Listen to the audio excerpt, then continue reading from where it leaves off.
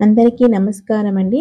ఈరోజు వీడియోలో హయగ్రీవ స్తోత్రం యొక్క అర్థము తెలుసుకుందాం. చదువు పేరు వినగానే మన మనసులో మదిలే దేవత సరస్వతి తెల్ల చీరతో దర్శనమిస్తుంది. అంతేకాదు వాక్, బుద్ధి, వివేకం, విద్య, కళలు, విజ్ఞానం వీటన్నింటికి అధిదేవతగా సరస్వతీదేవిని పూజిస్తారు. కానీ చదువుల తల్లే కాక చదువుల స్వామి కూడా ఉన్నాడు.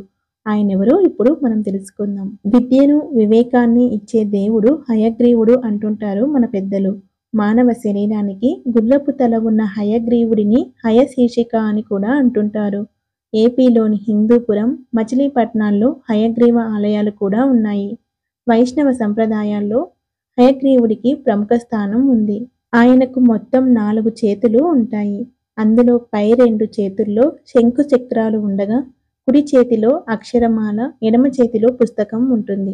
శ్రావణ పౌర్ణమిని హయగ్రీవ జయంతిగా జరుపుకుంటారు. హయగ్రీవ స్తోత్రం. జ్ఞానానందమయం దేవం నిర్మల స్ఫటికాకృతిం ఆధారం సర్వ విద్యానాం హయగ్రీవం ఉపాస్మహే. మంత్రం యొక్క అర్థం: జ్ఞానం లేదా దైవిక జ్ఞానం మరియు ఆనందానందం యొక్క స్వరూపుడైన హయగ్రీవుడిని మేము పూజిస్తాము లేదా ధ్యానిస్తాము. అతను అన్ని విద్యలకు ఆధారం. అతని శరీరం ప్రకాశవంతమైన తెల్లని కాంతిని ప్రసరిస్తుంది.